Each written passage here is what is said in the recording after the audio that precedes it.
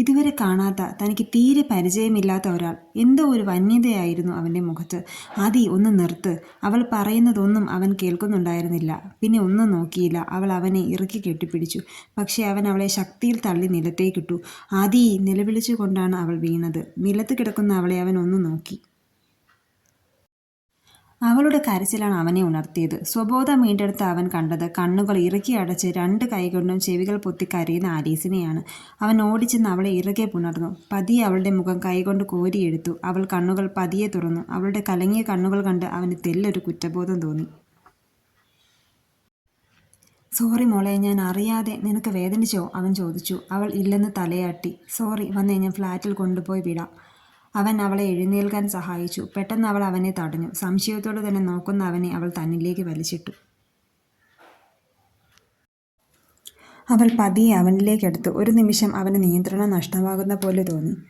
പെട്ടെന്ന് എന്തോ ഓർത്ത് അവൻ അവളെ അടർത്തി മാറ്റി. വേണ്ട ആലീസ്, അത് തെറ്റാണ്. നാളെ നീ തന്നെ എന്നെ തള്ളിപ്പറയും. വന്നേ, ഞാൻ കൊണ്ടുവിടാം.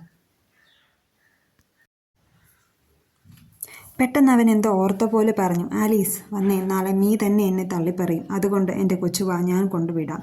അവൻ അവളെ എഴുന്നേൽപ്പിച്ചു. പക്ഷേ അവളുടെ കൈ അവനിൽ കൂടുതൽ മുറുകി. അവളുടെ ചുണ്ടിലെ തണുപ്പ് അവന് തൻ്റെ കഴുത്തിൽ അനുഭവപ്പെട്ടു. അവൻ അവളെ കോരിയെടുത്ത് ബെഡിൽ കിടത്തി. പതിയെ അവളിലേക്ക് പടരാൻ തുടങ്ങി. കൊച്ചേ, തെറ്റാണ്. നീ ഓക്കെയാണോ? അവൻ ചോദിച്ചു. അതിന് മറുപടി എന്നോണം അവളുടെ കൈ അവൻ്റെ കഴുത്തിൽ മുറുകി. പിന്നെ പതിയെ അവൻ്റെ ചുണ്ടുകൾ നുണയാൻ തുടങ്ങി. പതിയെ ആ ചുംബനം അവനും ഏറ്റെടുത്തു. എല്ലാ അർത്ഥത്തിലും അവർ ഒന്നായ നിമിഷം. പരിഭവമോ പരാതിയോ ഒന്നുമില്ലാതെ അവർക്ക് കൂട്ടായി പുറത്ത് മഴയും ഭൂമിയെ പ്രണയിച്ചുകൊണ്ടിരുന്നു. സമയം മഴ പോലെ പെയ്തിറങ്ങി. അവൻ അവളെ പതിയെ അടർത്തി മാറ്റി. പതിയെ അവളുടെ മുഖമുയർത്തി നെറുകയിൽ ചുണ്ടുകൾ ചേർത്തു. അവൻ്റെ ചുണ്ടിലെ തണുപ്പേറ്റതും അവൾ ഒന്ന് കുറുകി. പിന്നെ അവനോട് ചേർന്ന് കിടന്നു. അവൻ അവളെ പിന്നെയും തന്നിലേക്ക് ചേർത്ത് പിടിച്ചു. അലസമായി കിടക്കുന്ന അവളുടെ മുടിയിൽ മെല്ലെ തഴുകി. ആലീസ്, നിനക്ക് എന്നോട് ദേഷ്യമുണ്ടോ കൊച്ചേ? അവൻ അവളോട് ചോദിച്ചു. എന്തിന്? അന്ന് എയർപോർട്ടിൽ വെച്ച് തന്നെ ഞാൻ നിൻ്റേതായി കഴിഞ്ഞില്ലേ ആദി? പിന്നെ ഇന്നലെ രാത്രി, അതും ഞാൻ ചോദിച്ചു വാങ്ങിയതല്ലേ? എന്തിനാ ഇങ്ങനെ ഒരു ചോദ്യം? അതും പറഞ്ഞ് അവൾ നഗ്നമായ അവൻ്റെ നെഞ്ചിൽ തല ചായ്ച്ചു. അത് കേട്ടതും അവൻ ചിരിച്ചുകൊണ്ട് അവളുടെ മാറിൽ പരതാൻ തുടങ്ങി. എന്താ ആദി ഇത്? എനിക്ക് ഇക്ലിയാവുന്നു. ഒന്ന് മാറിക്കേ. വിടാദി. കൊഞ്ചലോടെ പറയുന്ന അവളെ അവൻ ഒന്ന് നോക്കി. നിനക്കുള്ളത് ചോദിച്ചു വാങ്ങിയല്ലോ, ഇനി എനിക്കുള്ളത്. അതും പറഞ്ഞ് അവൻ പിന്നെയും അവളിൽ പടർന്നു കയറാൻ തുടങ്ങി. തൻ്റെ നെഞ്ചിൽ തളർന്നുറങ്ങുന്ന അവളെ അവൻ മെല്ലെ തഴുകി. ആലീസ്. അവൻ്റെ വിളിക്ക് മറുപടി എന്നോണം അവൾ ഒന്ന് മൂളി. അവൻ തുടർന്നു. ഡാ, ഇന്നലെ നിന്നെ അരവിന്ദിൻ്റെ ഒപ്പം അങ്ങനെ കണ്ടപ്പോൾ എനിക്ക് സഹിച്ചില്ല. അതാ ഞാൻ എന്ന് കരുതി. എനിക്ക് നിന്നെ സംശയമൊന്നുമില്ല കേട്ടോ. അത്രയ്ക്ക് ഊളയൊന്നും അല്ല നിൻ്റെ ആദി. പക്ഷേ ഇന്നലെ കൈവിട്ട് പോയടാ. സോറി. ഇനി ഇത് ആവർത്തിക്കില്ല. അവൻ പറഞ്ഞത് കേട്ട് അവൾ പതിയെ മുഖമുയർത്തി അവനെ ഒന്ന് നോക്കി. പിന്നെ കവിളിൽ ഒരു ചുംബനം നൽകി. അവൻ തുടർന്നു. എടാ, നിന്നോട് ഒരു കാര്യം പറയാനുണ്ട്. അരവിന്ദ് അവൻ എൻ്റെ അനിയനാണ്. എന്ന് വെച്ചാൽ എൻ്റെ പറഞ്ഞു തീരും മുന്നേ അവൾ തൻ്റെ വിരൽ അവൻ്റെ ചുണ്ടോട് ചേർത്തു. ആദി, എനിക്ക് എല്ലാം അറിയാം. ആരതി പറഞ്ഞു. ആലീസ് പറഞ്ഞു. എനിക്കെന്തോ ആ ബന്ധം അംഗീകരിക്കാൻ തോന്നിയില്ല. അതുകൊണ്ട് എല്ലാത്തിൽ നിന്നും അകന്നു മാറി എൻ്റേതായ ലോകത്തേക്ക് ഞാൻ ചുരുങ്ങി. പിന്നെ നിന്നെ കണ്ടപ്പോഴാണ് എനിക്ക് വീണ്ടും ജീവിക്കാൻ തോന്നിയത്. പക്ഷേ അരവിന്ദ്, അവൻ അവിടെയും.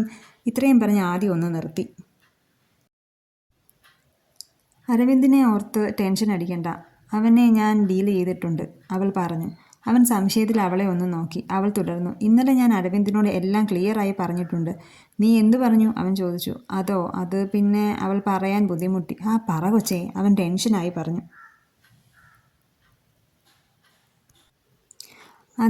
ആലീസ് ആദിക്കുള്ളതാ. അതുകൊണ്ട് വെറുതെ എനിക്ക് വേണ്ടി സമയം കളയണ്ടെന്ന് പറഞ്ഞു. അവന് കാര്യങ്ങൾ മനസ്സിലായി എന്ന് തോന്നുന്നു. അവൾ പറഞ്ഞതും അവൻ അതിശയത്തിൽ അവളെ ഒന്ന് നോക്കി. പിന്നെ കുറച്ചുകൂടി തന്നിലേക്ക് ചേർത്ത് കിടത്തി. രാവിലെ ആലീസ് ഉണർന്നപ്പോൾ ആദ്യം ബെഡിൽ കണ്ടില്ല. അവൾ ഫ്രഷായി കിച്ചണിൽ കയറി കോഫി ഉണ്ടാക്കി. അപ്പോഴേക്കും കയ്യിലൊരു കവറുമായി അവൻ വന്നു. അവൾ കോഫി ആദിക്കായി നീട്ടി. എങ്ങോട്ടാ ഇത്ര രാവിലെ പോയത്? ഞാൻ ഓർത്തു മിസ്റ്റർ ആദിത്യൻ എസ്കേപ്പ് ആയി എന്ന്. ആലീസ് ചിരിച്ചുകൊണ്ട് പറഞ്ഞു. ഇനി അങ്ങോട്ട് ഒരിക്കലും എസ്കേപ്പ് ആവാതിരിക്കാനുള്ള വഴി നോക്കി പോയതാ. ആദ്യം പറഞ്ഞപ്പോൾ അവൾ ഒന്നും മനസ്സിലാകാതെ അവനെ തന്നെ നോക്കി നിന്നു. അവൻ ചിരിച്ചുകൊണ്ട് കയ്യിലെ പാക്കറ്റ് അവൾക്ക് നേരെ നീട്ടി. അവൾ തുറന്നു നോക്കി. ഒരു സാരി, കൂടെ ഒരു ബോക്സ്. അവൾ ബോക്സ് തുറന്നു. അവളുടെ കണ്ണുകൾ വിടർന്നു. മഞ്ഞ ചരലിൽ കോർത്ത ഒരു താലി. അവൾ അവനെ കെട്ടിപ്പിടിച്ച് കരയാൻ തുടങ്ങി. എൻ്റെ കൊച്ചെ, നീ ഇങ്ങനെ കരയല്ലേ, ഇതിപ്പോൾ എന്നെ കൂടി കരയിക്കും. വേഗം പോയി റെഡിയായി വന്നേ, ടൈം ആകുന്നു. അവൻ പറഞ്ഞപ്പോൾ അവൾ മുഖമുയർത്തി നോക്കി. എങ്ങോട്ട് പോകുന്നു? അവൾ ചോദിച്ചു. രജിസ്റ്റർ ഓഫീസിൽ ഞാൻ എല്ലാം റെഡിയാക്കിയിട്ടുണ്ട്. 10:30-ക്കാണ് മുഹൂർത്തം. ഇന്നലെ ഇല്ലീഗലായി നടന്നതെല്ലാം നമുക്കിന്ന് ലീഗലായി നടത്താടി. കള്ളച്ചിരിയോടെ പറയുന്ന അവനെ അവൾ ഒന്ന് നോക്കി. ഞാൻ ഇന്നലെ തന്നെ രാഹുലിനെ വിളിച്ച് എല്ലാ അറേഞ്ച്മെൻറ്റും ചെയ്തു. പിന്നെ ആരതിയും രാഹുലിനും രജിസ്റ്റർ ഓഫീസിൽ വരും. അവൻ പറഞ്ഞപ്പോൾ അവളുടെ മുഖം പെട്ടെന്ന് വാടി. അതിൻ്റെ കാരണം മനസ്സിലാക്കിയ പോലെ അവൻ തുടർന്നു. മുത്തശ്ശനോട് ഞാൻ അനുവാദം വാങ്ങിയിരുന്നു. വിളിക്കാൻ ഡ്രൈവർ പോയിട്ടുണ്ട്. എൻ്റെ കൊച്ചു വേഗം റെഡിയായി വന്നേ. അവൻ അവളെ റൂമിലേക്ക് കയറ്റി. രജിസ്റ്റർ ഓഫീസിൽ വെച്ച് ഇരുവരുടെയും വിവാഹം കഴിഞ്ഞു. നിറഞ്ഞ മനസ്സോടെയാണ് മുത്തശ്ശൻ അവരെ അനുഗ്രഹിച്ചത്. മുത്തശ്ശൻ അവളുടെ കൈ അവൻ്റെ കൈയോട് ചേർത്ത് വെച്ചതും അവൻ അത് മുറുകെ പിടിച്ചു. ഇനി ഒരിക്കലും വിട്ടുകളയില്ലെന്ന ഉറച്ച തീരുമാനത്തോടെ.